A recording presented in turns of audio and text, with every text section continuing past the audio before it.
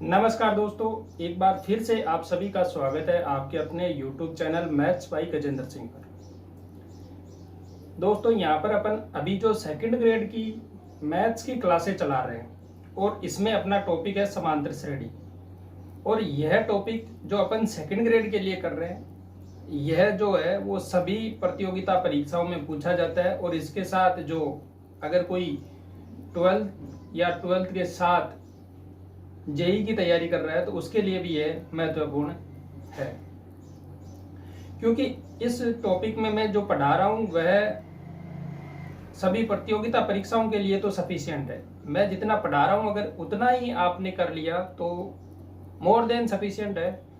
तो इसके अलावा आपको कोई ज़रूरत नहीं है कि दूसरा कुछ पढ़ोगे। और पढ़ना चाहते हो तो 11th-12th वालों के लिए जो जेपीएच की एसआर श्रेणी आती है वह भी पढ़ सकते हो। और सेकंड ग्रेड के लिए भी वो 11th-12th का मैटर उसमें क्या है, बेटर है, तो वह वाली बुक ले सकते हो। उसमें थ्योरी भी दे रखी है, उसके साथ साथ क्या दे रखा है, क्वेश्चन भी दे रखे हैं। तो उसमें जो क्वेश्चन दे रखे हैं उन क्वेश्चन से आप एक्सरसाइज 1 में जो क्वेश्चन दे रखे हैं वो वाले कर लो, वो ही बहुत है। क्योंकि जो आगे वाले एग्जाम फल जो दे रखे हैं वो जेई मेंस के लिए, तो मेंस जो जेई की तैयारी करते हैं उनके लिए तो वो सभी उदाहरण करने हैं, लेकिन जो सेकंड ग्रेड की तैयारी करता है वो एक्सरसाइज 1 कर ले, वहां से सवाल पुटअप हो जाते हैं, उतना ही लेवल पूछा जाता है। क्योंकि सेकंड ग्रेड में जो पहले अपने एआई ट्रिपल चलती थी उसी का लेवल पूछा जाता है। मतलब जेई अभी जो कहते हैं अपन के जेई मेंस तक का ही लेवल पूछा जाता है, एडवांस वाला लेवल नहीं पूछा जाता। तो आप एक्सरसाइज 1 कर लें, लेकिन जो मैं यहाँ करवा रहा हूँ वह सवाल तो कम से कम आपको इतने तो सोल्व करने ही है। ये सवाल अगर आप कर लेते हो तो गणित में आपको किसी भी दूसरे टीचर से पढ़ने की भी जरूरत नहीं है। और हो सकता है तो आप कोई दूसरी अगर बुक लेते हो या नहीं लेते हो तो भी बेटर है। मेरा पढ़ाया समझ में आता है तो आप हमारे चैनल पर रुकिएगा, सब्सक्राइब कर लीजिएगा, अपने दोस्तों के साथ वीडियो को शेयर कर दीजिएगा। अगर मेरा पढ़ाया हुआ समझ में नहीं आ रहा है तो आप किसी भी दूसरे टीचर से भी पढ़ सकते हो, क्योंकि टाइम खराब नहीं करना है। जो टीचर आपको पढ़ा रहा है उसका आपको समझ में आता है तो आप वहां पर बने रहिएगा, उसी के वीडियो लगातार देखते रहिएगा। जिससे आपको क्या होगा, फायदा यह मिलेगा कि अगर किसी टीचर का आपको समझ में नहीं आ रहा है तो ये नहीं होगा कि आपको 15 दिन 20 दिन या 1 महीने आप देखने के बाद ये डिसाइड करोगे कि मेरे को इसका समझ में नहीं आ रहा है। 2-3 दिन अगर आप पढ़ते हो तो आपको लगता है कि अपने समझ में आ रहा है तो उस टीचर के साथ बने रहिएगा। नहीं समझ में आ रहा है तो आप दूसरे टीचर को फॉलो कर सकते हैं। तो अपना जो टॉपिक चल रहा था उसी को आगे बढ़ाते हैं। सवाल ये कह रहा है कि एक बहुभुज है और उसके अंतः कोण जो है वो समांतर श्रेणी में है। अब देखो एक बहुभुज दे रखा है। अब देखो जो सेकंड ग्रेड के सवाल बनते हैं उनमें क्या है कि 2-3 टॉपिक को मिला के भी सवाल बन जाता है। तो सवाल ये कह रहा है कि एक बहुभुज है और उस बहुभुज के जो अंतः कोण है वो सभी क्या है, समांतर श्रेणी में है। तो बहुभुज का सबसे छोटा कोण है वो दे रखा है 120 डिग्री है। बहुभुज का जो सबसे छोटा कोण है वो 120 डिग्री का दे रखा है। और आपसे पूछा है कि उनका सार्व अंतर भी क्या है, 5 डिग्री है। तो पूछा है कि बहुभुज में भुजाएं कितनी है। देखो सवाल ये पूछा है कि एक बहुभुज है और उस बहुभुज में जो कोण है वो किसमें है, समांतर श्रेणी में। बहुभुज के कोण इनकी बात करें तो ये है एपी में। बहुभुज के कोण एपी में, इनका जो सबसे छोटा कोण की बात करें, सबसे छोटा कोण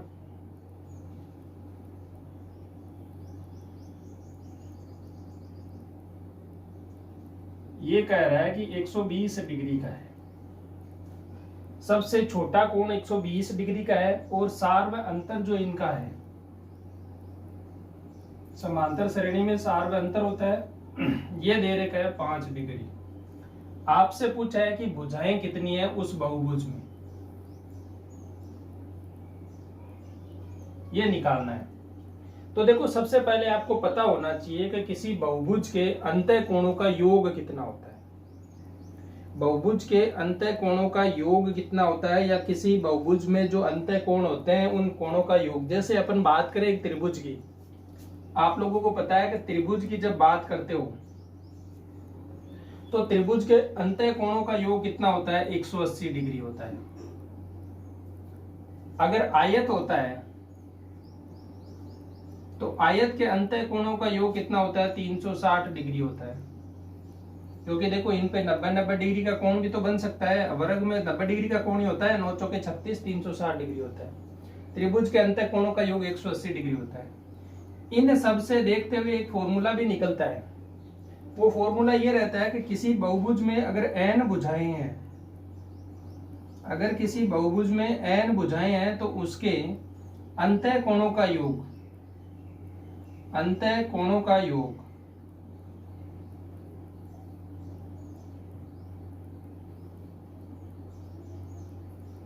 वो कितना होता है? वो होता है n-2 इंटू 180। अगर देखो नहीं आ रहा है तो अपन त्रिभुज के लिए अप्लाई कर देते हैं। त्रिभुज में कितनी भुजाएं हैं? 3 भुजाएं होती है। यहाँ त्रिभुज के लिए मैं अप्लाई कर देता हूं, 3-2 इंटू 180 कितना आ रहा है? देखो 3 में से 2 1 का 180 से गुणा 180 डिग्री। अगर अपन आयत की बात करते हैं तो भुजाएं कितनी हो गई? 4, तो 4-2 इंटू 180। यहां से ये कितना आ रहा है? देखो 180, 4 में से 2 जाएंगे तो 2 का 180 से गुणा करेंगे तो 360 डिग्री। तो ये देखो 360 मिल रहा है। इसी प्रकार मैं आपसे बात करूं, अगर कोई पंचभुज हो, इस पंचभुज के अंतः कोणों के योग की मैं बात करूं तो अंतः कोणों का टोटल योग होगा, वो होगा 5-2 गुणा होगा 180, और ये होगा 3 इंटू 180 डिग्री, 540 डिग्री होगा। ये किसका होगा? पंचभुज के अंतः कोणों का योग होगा। ये बात आपके समझ में आ गई कि अगर किसी बहुभुज में भुजाओं की संख्या n है तो उसके अंतः कोणों का योग कितना होता है? n-2 into 180। यही चीज अपन क्या करेंगे? यूज करेंगे और आगे अपन लेते रहेंगे। देखो अब देखते हैं कि इसमें क्या दे रखा है। अपने पास ये योग भुजाओं का योग के माध्यम से एक योग निकाल सकते हैं। एक योग अपन किससे निकालेंगे? समांतर श्रेणी से। जब ये दोनों को योग अपने पास आ जाएंगे तो उनको क्या कर देंगे? बराबर। और बराबर करने के बाद अपने को क्या मिलेगा? इसका फाइनली सॉल्यूशन मिल जाएगा। देखो एक तरफ तो दे रखा है कि बहुभुज है तो इसके n भुजा है, तो n भुजा है तो उसके सभी कोणों का योग कितना होगा? n-2 इंटू 180 होगा। दूसरी तरफ कहते हैं कि सबसे छोटा कोण a है, मतलब a का मान दे रखा है, ये क्या होगा? समांतर श्रेणी का पहला पद ही हो जाएगा। और इसके आगे की भुजाएं चल रही है, मतलब ये देखो ऐसा होगा 120, 125, 130 ऐसे कोण होंगे, सभी आगे चलते रहेंगे। अपने को देखना है कि कितना मान आएगा। तो यहां से देखो मैं यहाँ लिख देता हूं, n तो अपने को निकालना है, तो n तो अपने को पता नहीं है, लिख दिया मैंने। 2 इंटू a की वैल्यू आपको क्या दे रखी है? 120, 2a plus n-1 into d का मान कितना दे रखा है? 5। यहां से देखो ये एक समीकरण है और n का मान निकालना है, तो इसमें देखते हैं क्या क्या वैल्यू मिलती है। देखो यहां से करेंगे तो ये कितना हो गया? इस 2 को भी इस तरफ गुणा कर देते हैं, ये हो गया 360, और 360 का n से गुणा तो ये हो गया 360n माइनस, यहां से देखेंगे देखो ये कितना हो रहा है? ये 2 भी आएगा तो ये हो जाएगा 720 इक्वल टू हो जाएगा, देखो ये इसका गुणा करते हैं तो ये हो जाएगा कितना? 240, n का गुणा कर देते हैं तो ये होगा 240n, प्लस का प्लस रहेगा, यहां पर देखो n का गुणा होगा तो ये होगा 5n स्क्वायर, यहां पर हो जाएगा माइनस का 5n। अब देखो यहां से देखते हैं, यह एक द्विघात समीकरण बनेगी इसमें, और द्विघात समीकरण बनेगी तो इसको देखो सोल्व करते हैं। यहाँ पर सभी पदों को एक तरफ ले लेते हैं, ये हो जाएगा 5n स्क्वायर। अब देखो n के पद देखते हैं, ये तो है 360, ये इस तरफ आएंगे तो माइनस के हो जाएंगे, इसमें से निकलेगा 240। देखो अब क्या क्या बचेगा? माइनस के तो है 360 हो जाएंगे, प्लस का हो जाएगा 240, और माइनस के 5 है, मतलब यहाँ जुड़ जाएंगे 5, 365। अब इनको कर दो माइनस, 5 में से 0 5, 4 6 में से 4 2, यहाँ पर देखते हैं देखो 3 में से 2 गया, कितना बचेगा? 1। ये हो गया माइनस के 125n होंगे, तो माइनस का 125n हो गया। अब देखो कांस्टेंट पद इस तरफ कोई नहीं है, ये वाला है तो इस तरफ आएगा, प्लस का हो जाएगा 720। इक्वल टू हो गया 0। देखो यहाँ से 5 कॉमन आ रहा है, मैं 5 कॉमन लेके काट देता हूँ, तो ये हो जाएगा n स्क्वायर माइनस ये होगा 25 बार, तो 25n प्लस यहाँ देखो 5 का भाग एक बार होगा 22, तो 4 बार गया, फिर से बचे 2 0, 5 बार 4 बार गया 0। समझ में आ गया? वो 5 का भाग दिया अपन ने, एक बार गया, फिर से 2 बचेंगे, 2 और 2 22 हो जाएंगे, 22 में 4 बार गया, फिर से 2 बचेंगे, 2 और 0 20 हो गया, फिर से 4 बार जाएगा। यहाँ से देखो एक द्विघात समीकरण आ गई, और द्विघात समीकरण आई है मतलब n के कितने मान मिलेंगे? 2 मान मिलेंगे, लेकिन दोनों मान तो सही नहीं होंगे।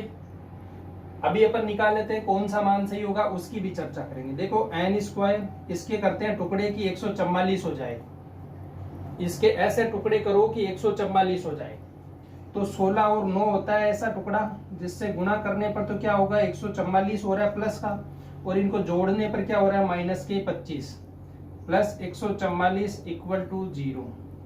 यहाँ देखेंगे n कॉमन आ रहा है, तो n माइनस 16, यहाँ पर लूंगा मैं माइनस का 9, तो ये होगा n माइनस 16। देखो ये n माइनस 16 फिर से कॉमन है, तो n माइनस 16, तो यहाँ से बचेगा n और यहाँ से आएगा 9। ये देखो बराबर में 0 चल रहा है भाई। अब देखो ये पद कब 0 होंगे? या तो ये कोष्टक 0 हो जाए या ये कोष्टक 0 हो जाए, दोनों में से किसी एक का 0 होना, मतलब या तो n माइनस 16 इक्वल टू 0 होगा, या अपन बात करें n माइनस 9 इक्वल टू 0 होगा। इन दोनों में से एक को 0 होना है, तो यहाँ से n बराबर 16 मिलेगा और यहाँ से n बराबर 9 मिलेगा। ये दो मान अपने पास आ रहे हैं, 16 और 9 आ रहा है। अब देखो 16 और 9 आ रहा है, तो अब अपने को क्या करना पड़ेगा? चेक करना पड़ेगा 16 सही है या 9 सही है। देखो मैं ये पद लिख रहा हूं 120, ये अंतः कोण है, अंतः कोण। अगला होगा 125, अगर अंतः कोण 120 है तो बाह्य कोण क्या होगा? क्योंकि अंतः कोण और बाह्य कोण दोनों का योग कितना होता है? 180 डिग्री। तो ये कितना हो जाएगा? 120 है तो ये हो जाएगा 60, यहां से 5 कम तो ये 55, फिर यहां देखेंगे ये होगा 130, 135, 100 फिर होगा 40, 145, 150, 155, फिर 160 आएगा, फिर 165 आएगा, फिर 170 आएगा, फिर 175 आएगा और फिर 180 आएगा। इससे बड़ा ले नहीं सकते, क्योंकि आगे जब लेंगे, इससे बड़ा अगर लेंगे तो ये 185 हो जाएगा, तो ये माइनस में चला जाएगा कोण। तो यहां देखेंगे, देखो 55, 60 ये हो गया, यहाँ पर आएगा 50, ये हो जाएगा 45, 40, फिर 35, फिर यहाँ आएंगे तो 30, यहाँ आएंगे 25, 20, 15, 10, 5 और 0। अब देखो ये कितने मान तक जा सकते हैं अपन, इससे आगे तो जा नहीं सकते। तो देखो 1 2 3 4 5 6 7 8 9 10 11 12 13, 13 से आगे अपन नहीं मान सकते। 13 से बड़ी संख्या होगी वो नहीं लेंगे। तो ये क्या होगा? 16 तो होगी नहीं, क्योंकि ये 13 से बड़ी आ रही है। तो अपना राइट आंसर क्या हो जाएगा? 9 हो जाएगा, क्योंकि उसमें 9 भुजाओं का बहुभुज ले सकते हैं अपन, जिसमें क्या होगा, जिसका सबसे छोटा कोण 120 डिग्री है। अब आप कहोगे कि सर 13 से क्या बड़ा कोण बहुभुज नहीं बनेगा? वो बनता है, लेकिन उसके लिए कंडीशन ये रहेगी कि ये पहला कोण 120 डिग्री का नहीं होगा, उससे छोटे कोण भी होंगे। इससे छोटे कोण अगर अपन लेते हैं तो बहुभुज को क्या कर सकते हो? बढ़ा सकते हो भुजाओं की संख्या।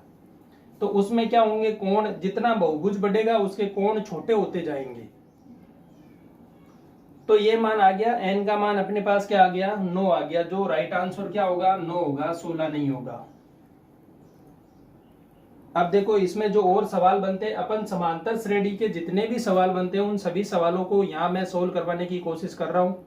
हो सकता है कोई सवाल एक दो रह जाता है, तो आप खुद ट्राई करें। अगर खुद से नहीं बैठता है तो आप हमें बताइएगा, हम आपको उसका सॉल्यूशन उपलब्ध करवा देंगे।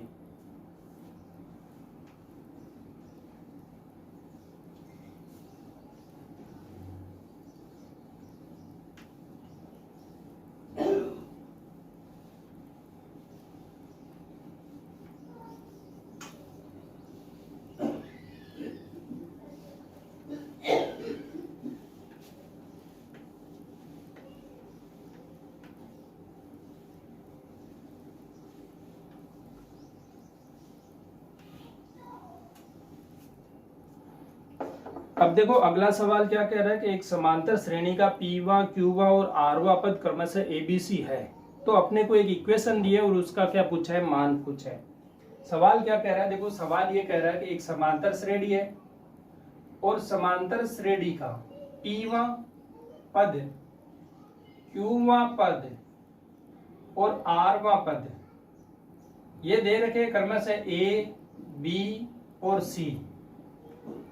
पी क्यू आरवा पद दे रखा है, अपने से पूछा है कि A into Q minus R, A into Q minus R plus B into R minus P plus C into P minus Q बराबर क्या होगा, ये है सवाल।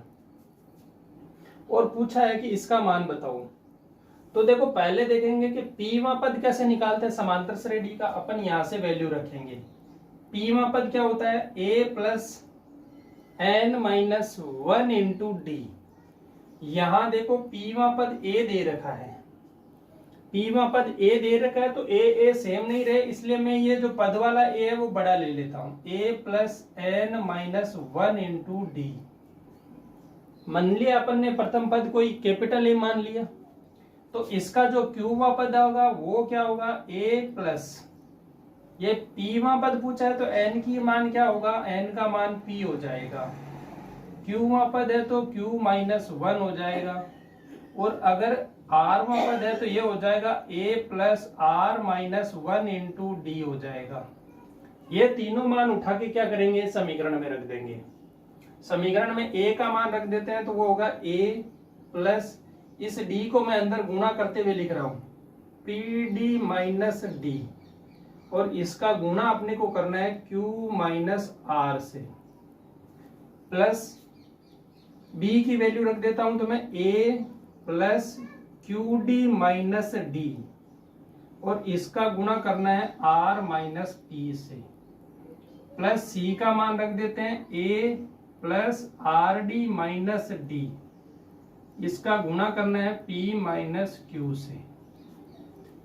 यहां तक मैंने सिर्फ सवाल में से जो दे रखा था वो मान उठाया और इस इक्वेशन में रखा है। और अब इसको क्या करते हैं, सोल्व करेंगे। सोल्व करने के बाद देखते हैं क्या मिलेगा। ज्यादातर देखो इस टाइप के जब सवाल बनते हैं तो इनमें आंसर जीरो आने की संभावना रहती है, जीरो आने की संभावना ज्यादा रहती है। अगर हो सकता है तो देख लेना, याद होता है तो, नहीं होता है तो अगर लगता है कि जीरो वाला सवाल बन सकता है तो आप जल्दी से ट्राई कर सकते हो जीरो बनाने की तरफ। अब देखो मैं इसको गुणा कर रहा हूं, पहले क्यू से कर देते हैं पूरे पद को गुणा, तो ये हो जाएगा A Q plus P Q D minus Q D. अब माइनस आर से करेंगे तो ये होगा माइनस का ए आर, फिर होगा माइनस का पी आर डी, फिर माइनस माइनस प्लस, और ये हो जाएगा आर डी। एक पद कंप्लीट। दूसरे की तरफ चलते हैं तो ये होगा ए आर, मैं आर से सिर्फ कोष्टक को पहले कर रहा हूं, फिर क्यू आर डी, फिर हो जाएगा माइनस का आर डी, फिर माइनस पी से करेंगे तो ये होगा माइनस का ए पी, फिर हो जाएगा ये माइनस का पी क्यू डी, फिर हो जाएगा माइनस माइनस प्लस, और ये हो जाएगा पी डी। फिर अगली तरफ इसकी तरफ चलेंगे तो ये वाला देखते हैं, देखो ए पी, फिर से होगा पी आर डी, फिर होगा माइनस का पी डी, आगे देखेंगे तो माइनस का ए क्यू, फिर होगा माइनस का क्यू आर डी, और इसके बाद होगा माइनस माइनस प्लस का पी डी। ये सारे होंगे। अब देखो इनमें से जो कट रहा है उसको काटते चलो। ए क्यू प्लस का है, ए क्यू माइनस का कहां पर है, ये रहा ए क्यू माइनस का। आगे चलते हैं, पी क्यू डी प्लस का है, पी क्यू डी माइनस का है, फिर से माइनस का क्यू डी, माइनस का क्यू डी है तो अपने को प्लस का क्यू डी मिलेगा, क्यू डी,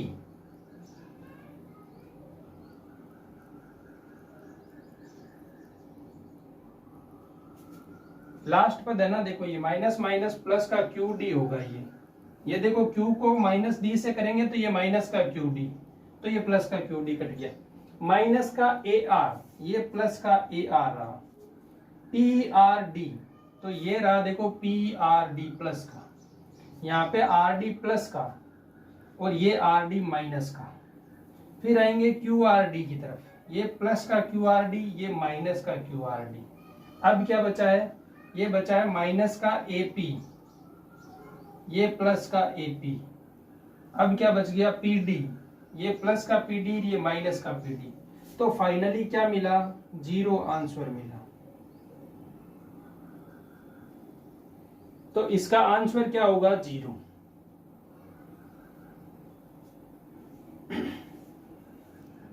अब देखो इस सवाल को अगर आपको दूसरे मेथड से करना हो तो आप कैसे करोगे, बताओ मुझे। अगर इसी सवाल को आपको दूसरे मेथड से करना होगा तो आप कैसे करोगे। एक श्रेणी मान लेंगे ऐसी, देखो मैंने एक श्रेणी मानी 1 2 3, ये सही है, श्रेणी है। p वहां पद पूछा है, p बराबर में 1 ले लेता हूं, पहला पद ले लेता हूं p बराबर 1, और p बराबर 1 पर मान क्या है, a, तो a का मान क्या आ गया, यहां से 1 आ गया। अब देखो दूसरा पद है, तो मैं q का मान दूसरा ले लेता हूं, q बराबर 2 लेता हूं, तो q बराबर 2 लिया मैंने, तो दूसरा पद मुझे b बराबर भी क्या मिला, 2 मिला। और तीसरा पद मैं क्या लेता हूं, r दे रखा है, इसको मैं तीसरा पद मान लेता हूं, यहां से मुझे जो c की वैल्यू मिली वो भी 3 मिली।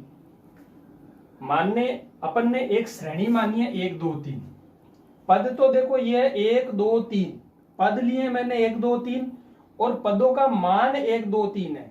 कंफ्यूज मत होना, श्रेणी अगर आप यहां पर मानते हो 2 4 6, तो P Q R के मान तो 1 2 3 ही रहेंगे, क्योंकि पहला पद, दूसरा पद और तीसरे पद की बात कर रहे हो। लेकिन दूसरे पद का जो मान आ रहा है वो क्या है, 4 है इस श्रेणी के अकॉर्डिंग।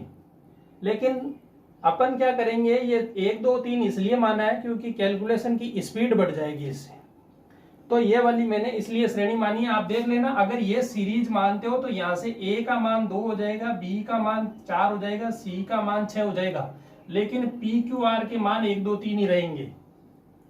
तो यह चीज समझने के लिए देख लेना, ये हो गई। अब देखो यहां से मान उठा के अपन को इस समीकरण में रखना है। A का मान कितना है, 1, फिर यहां देखूंगा मैं Q का मान कितना है मेरे पास, 2, और R का मान है 3, तो मैं लिखूंगा 2 - 3। यहां पर देखना, चिन्ह का ध्यान रखना, 3 - 2 मत लिख देना। प्लस B का मान है 2, R का मान है 3, P का मान है 1, प्लस C का मान है 3, P का मान है 1 और Q का मान है 2। यहां से सोल्व करेंगे, देखो 2 में से 3 जाएगा तो माइनस का 1, प्लस ये 3 में से 1 गया, 2 का 2 से गुणा 4, प्लस यहां देखो 1 में से 2 जाएगा तो माइनस का 1, 3 से गुणा होगा तो माइनस का 3। अब देखो जोड़ो, माइनस का 3 और 1 माइनस के 4 प्लस के 4, 0 हो गए ना। इतनी कैलकुलेशन करने की जरूरत ही नहीं थी। तो मैंने पहले भी कहा है कि समांतर श्रेणी के सवाल बनते हैं, श्रेणी वालों में आपको श्रेणी मान लेनी है और जो कह रहा है सवाल वैसे वैसे करते रहना है। श्रेणी मान के सवाल को बहुत आसानी से हल किया जा सकता है। देख लो अब आपके सामने है कि ये कैलकुलेशन आपको ज्यादा सही लगी या ये वाली कैलकुलेशन आपको ज्यादा सही लगी।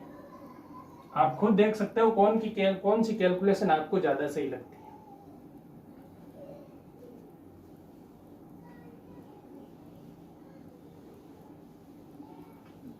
जल्दी सवाल सोल्व करना है तो आपको फिक्स है, श्रेणी ही माननी चाहिए। श्रेणी मान लोगे तो आपका सवाल, देखो एक तो टाइम बचेगा, उसके साथ साथ क्या होगा, ये सही होने के चांसेस भी ज्यादा होंगे, क्योंकि इस कैलकुलेशन में देखो प्लस का माइनस हो रहा है। कहीं पर भी अगर प्लस का माइनस हो गया तो एग्जाम में वहां पर क्या होगी, दिक्कत होगी, और फिर सवाल का उत्तर आएगा नहीं। बाद में कहोगे सवाल गलत है, घर पे आके मिलाओगे तो सवाल आपको लगेगा कह रहे यार मैंने तो वहां गलती कर दी थी। तो उससे बचने के लिए आपको क्या करना है, उससे बचने के लिए सीरीज मान लेनी है, और सीरीज मान लोगे तो सीरीज मानने के बाद आपको कोई दिक्कत नहीं आएगी। अब देखो इसी टाइप का एक दूसरा सवाल है, वो भी देख लेते हैं। अभी पद दे रखे थे, अब दे रखा है कि एक समांतर श्रेणी के P Q R में जो पद हैं उन पदों का योगफल दे रखा है ABC। देखो सवाल है, समांतर श्रेणी है और उसका P वां पद, Q वां पद और R वां पद, इनके योगफल क्या दे रखे हैं? A, B और C दे रखे हैं। P, Q और R में पद के योगफल दे रखे हैं A, B, C, और आपसे एक समीकरण दिया है और उसकी क्या पूछा है? मान पूछा है। समीकरण है A/P, उसके साथ में दिया है Q माइनस R, फिर दिया है प्लस B/Q, उसके साथ में दिया है R माइनस P, फिर दिया है C/R और उसके साथ में दिया है P माइनस Q, और आपसे पूछा है इसका मान क्या होगा। इसका मान आपको बताना है। देखो इसका मान निकालने के लिए आपको क्या करना होगा? पहले मैं आपको क्या बताऊंगा कि अपने को श्रेणी मान के ही करना है। तो श्रेणी मान लेते हैं। पहले मैं मान लेता हूं श्रेणी है 1 2 3, 1 2 3 श्रेणी मान ली। अब देखो P पदों का योगफल A है, तो P बराबर अपन लेंगे 1, Q बराबर लेंगे 2 और R बराबर ले लेंगे 3। P पदों का योगफल A है, तो एक पद का योगफल कितना आ गया? 1। Q पदों का योगफल B है, तो दो पदों का योगफल देखेंगे कितना आएगा? दो पदों का योगफल B होगा, और वो कितना हो रहा है? 2 और 1 3 हो रहा है। थोड़ा सा ध्यान देना। इस बार देखो ये सीधे पद नहीं लिखने, इस बार मान अलग पूछा है, योग का पूछा है। तीसरा कह रहा है कि C है वो R पदों का योगफल है, R का मान 3 लिया है, तो तीनों पदों का योगफल कितना हो गया? 6। अब देखो P Q R का मान आ गया, A B C का मान आ गया, समीकरण में रख दो। A का मान 1, P का मान भी 1, Q का मान 2 माइनस R का मान 3, प्लस B का मान 3, Q का मान 2, R का मान 3 माइनस P का मान 1, प्लस C का मान 6 बटा R का मान 3, P का मान 1 माइनस Q का मान 2। सॉल्व करो, क्या क्या कट रहा है? ये कट रहा है, देखो 2 बार लिख देते हैं। 2 में से 3 जाएगा माइनस का 1, यहाँ देखो 3 में से 1 जाएगा 2, 2 का 2 से गुणा कैंसिल हो जाएगा, तो ये हो जाएगा प्लस का 3। यहाँ क्या आ रहा है? 2 में से 1 में से 2 जाएगा माइनस का 1, माइनस 1 को 2 से गुणा करेंगे तो माइनस का 2, कितना हुआ? Minus 3 plus 3 0। तो इस समीकरण का आंसर भी 0 होगा। इस टाइप से करते हो तो इसका आंसर 0 होगा।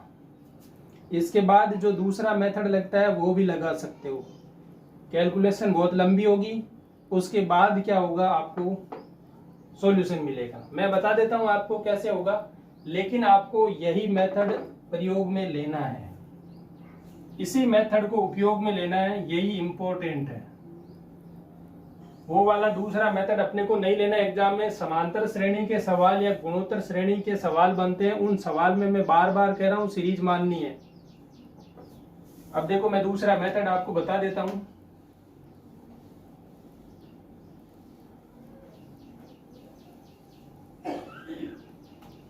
जिससे आपको भी समझ में आ जाएगा कि उससे क्या हो रहा है, कितना टाइम लगता है और कहाँ कैलकुलेशन की गलती हो सकती है, क्योंकि प्लस माइनस की मिस्टेक अगर मैं सवाल करूंगा तो मेरे से भी होने की संभावना है। देखो पहला कह रहा है P पदों का योगफल A है। P पदों का योगफल निकालते हैं तो कितना होता है? A वो है किसके बराबर? P/2, 2A प्लस A की जगह कैपिटल A मान लेते हैं, ये A और A सेम हो जाएगा इसलिए कैपिटल A मान लेता हूं, प्लस N की जगह आएगा P-1 इंटू D होगा। ये हो गई 1 नंबर इक्वेशन।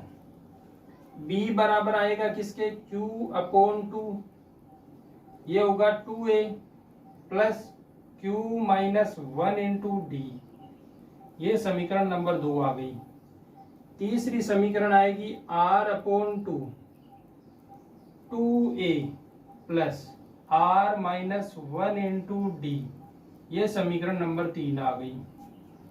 अब इन तीनों समीकरणों को पूछा क्या है? A/P। और उसके साथ है Q माइनस R। पहला पद ये दे रखा A अपॉन P, इसके साथ है Q minus R plus B upon Q, फिर इसके साथ है R माइनस P, और तीसरा है C अपॉन R, उसके साथ में है P माइनस Q। इसका मान आपसे पूछा है। तो देखो जो A B C है उसको अपन क्या करेंगे, A B C है उसका मान यहां से उठाएंगे, A B C का मान यहां से उठाएंगे और इस मान को क्या करेंगे, इन समीकरण में रखेंगे। जब इस समीकरण में रखेंगे तो उससे एक बहुत बड़ी इक्वेशन मिलेगी आपको, जैसा अपन ने पिछली क्लास में देखा था या पिछले सवाल में भी आपने देखा था।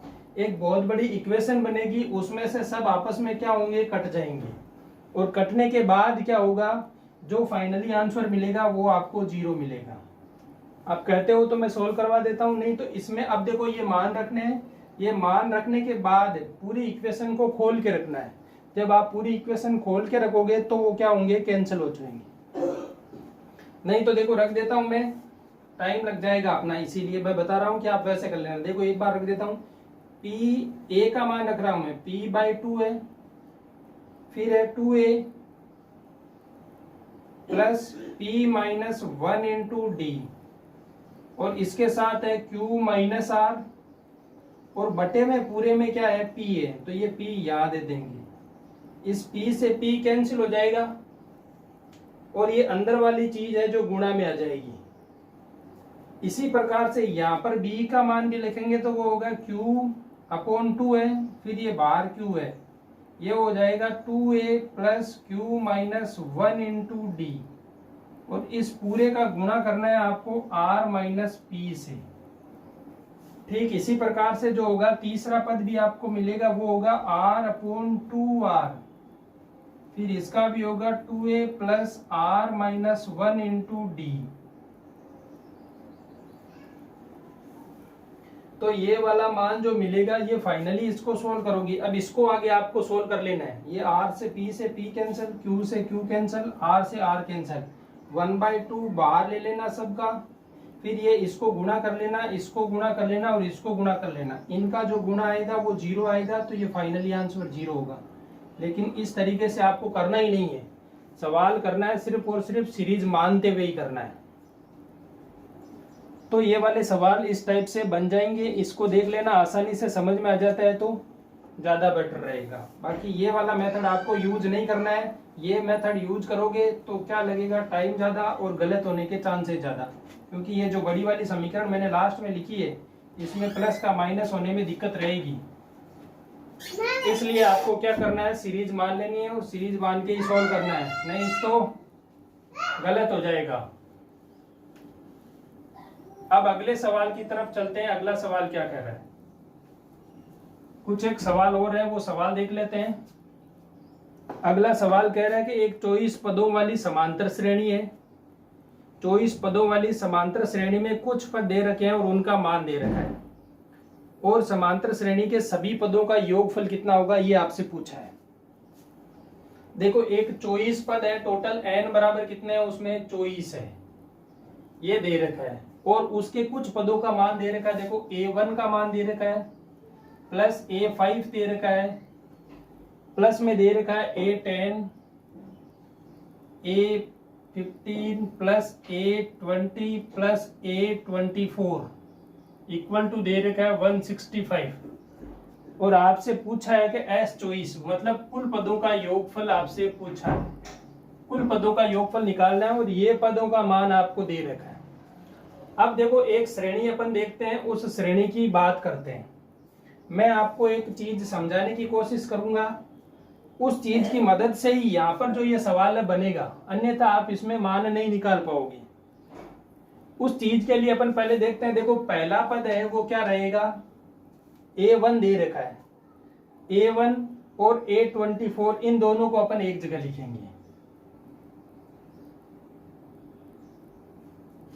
A5 और A20 को एक जगह लिखेंगे,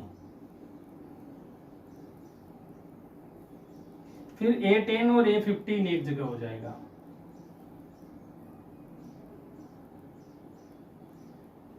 अब देखो क्या होता क्या है कि ये तीनों है ना, ये तीनों बराबर मिलेंगे आपको, ये तीनों बराबर मिलेंगे। कैसे? श्रेणी के पहला पद और अंतिम पद का योग उसके जस्ट आगे वाले दोनों पदों के योग के बराबर होता है। जैसे मैं समझा देता हूं, देखो 1 2 3 4 5 6 7 8। अब देखो ये 8 पद मैंने लिखे हैं, इसका ये पहला पद है और ये 8वां पद है।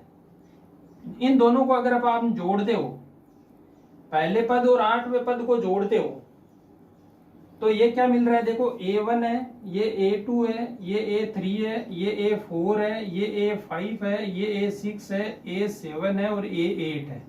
देखो A1 प्लस A8,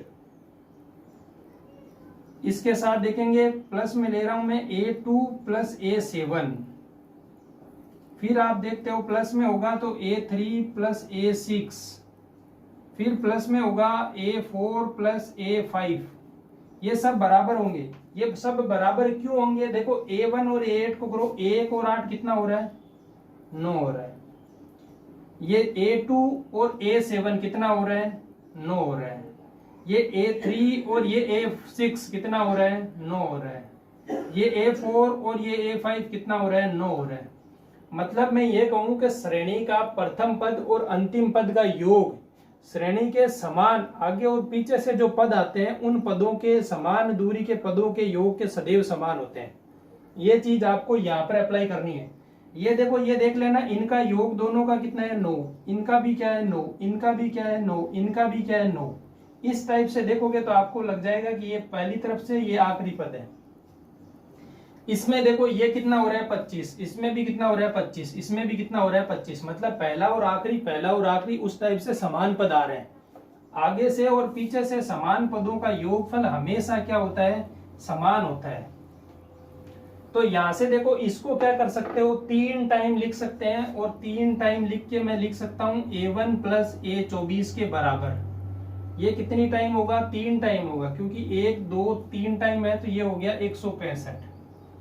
यहां से मेरे पास A1 प्लस A24, इसका मान कितना मिलेगा? 3 का दे दो भाग, 5 3 15, 5 3 15। A1 प्लस A24 का मान कितना? 25 आ गया। S24 निकालना है। S24 बराबर आपको पता है, एक सूत्र है अपने पास, n/2 कोष्टक A प्लस L, प्रथम पद और अंतिम पद। प्रथम पद और अंतिम पद अपने पास है। n का मान 24 पहले से ही दे रखा है, तो अब लिखना क्या है? लिख दो 24/2 इंटू ये मान तो अपने पास दे रखा है 55। इसको इससे काट दो 12, 12 को कर दो 12 5 की 60, 6 12 5 की 60 और 6 66। ये होगा 24 पदों का योगफल। उस श्रेणी के 24 पदों का योगफल ये हो जाएगा। तो इसी प्रकार का एक सवाल और ले लेते हैं, और वो सवाल लेते हुए आप एक चीज नोट कर लेना कि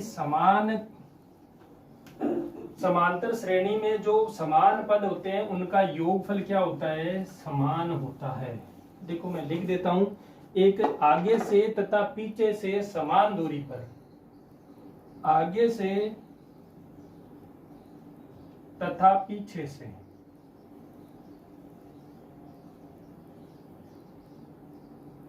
समान दूरी पर, समान दूरी के पदों का योग समान होता है।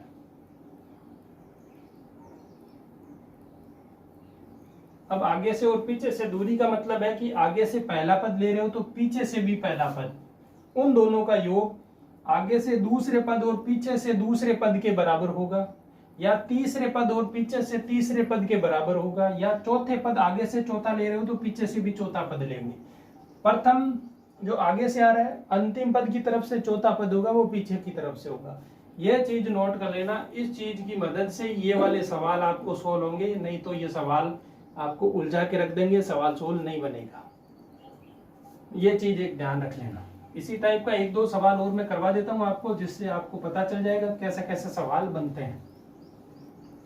सवाल ये कह रहा है कि आपको एक दे रखा है श्रेणी, और श्रेणी दे रखी है, उसमें दे रखा है A1 A2 A3 ऐसे करते करते 130 का योग क्या होगा, ऐसे करते करते एक 30 का योग आपसे पूछा है। ये तो आपसे पूछा है, मतलब 30 पदों का योगफल पूछा है और आपको दिया है A1 plus A7 plus A10 plus दे रखा है A21 प्लस A24, उसके साथ में दे रखा है A30 और ये इक्वल टू किसके बराबर है, 540 के। अब देखो देखते हैं एक बार के लिए जोड़ के देखो, ये 1 और 30 A1 प्लस A30 ये 31 हो रहा है ना। अब देखो 24 और 7 को जोड़ो कितना हो रहा है, A7 प्लस A24 31 ही हो रहा है, मतलब ये भी देखो सेम सेम आ रहा है आगे से और ये पीछे से। ये हो जाएगा A10 प्लस A21। देख लो ये 10वां पद ही मिलेगा 21 से, जो 30वें 29वें फिर 28वें 27वें 26वें 25वें ऐसे चलते हुए चलेंगे तो पीछे से 10वां पद 21 आएगा और इनकी वैल्यू कितनी है 540। ये कितने कोष्टक बने 3, तो 3 A1 प्लस A30 बराबर है 540। दे दो 3 का भाग, A1 प्लस A30 का मान कितना आ गया, 3 एकम 3 फिर हो गया 14 4 3 12 24 8 3 24 18 54 180 मान मिल गया। अब पूछा क्या है, S30 पूछा है, तो 30 बट्टा कर देंगे 2, यहां से हो जाएगा 180। A प्लस एल ही होता है, तो A प्लस एल का मान मैंने सीधा लिख दिया। यहां से देखो इसको काट लो, पहले काट लो या बाद में काट लेना। यहां से ये कटेगा 9 बार 0, ये कट गया। अब देखो अगर आप इसको यहां से काटोगे, देखो मैं तो लिख देता हूं 9 3 27 और 2 0 आ गए 27 है ना। आप क्या करोगे, आप गलती करोगे टाइम नहीं बचाने की, वो करोगे ऐसे, इसको काटना है, आप काटोगे इसको इससे, ये होगा 15। अब करो 15 को 18 से गुणा और लगाओ टाइम। तो टाइम बचाने के लिए आपको ये करना होगा, यहां से ये काटोगे, देखो 90 बार गया। अब 90 को इससे गुणा करना है तो 9 को 3 से गुणा कर दिया 27 और 2 0 लिख दिए। नहीं तो आप 15 का पहाड़ा बोलते रहो या गुणा करते रहो। इससे अच्छा है जो कैलकुलेशन में ध्यान दोगे। और ये चीज कब आएगी, जब आप जितना ज्यादा क्या करोगे, कैलकुलेशन करोगे, सवाल जितने सोल्व करोगे पता चलेगा। इसका टाइम यहाँ पर भी बचा सकते हैं, तो ये वाला मान मिल जाएगा। तो इस टाइप के सवाल बनते थे जितने अपन ने सोल्व कर लिए। कुछ और समांतर श्रेणी में बचा, वो अपनी अगली क्लास जो आएगी उसमें पूरी समांतर श्रेणी अपने कंप्लीट हो जाएगी। तो अगर आप अभी तक चैनल को सब्सक्राइब नहीं किया है तो चैनल को सब्सक्राइब कर लो, आपके भी पैसे नहीं लग रहे हैं। और सब्सक्राइब करोगे तो चैनल में जो है मेंबर बढ़ेंगे तो वीडियो ज़्यादा लोगों तक पहुंचेगा। और आपका भी काम है, आप भी थोड़ा शेयर कर दो वीडियो को। धन्यवाद।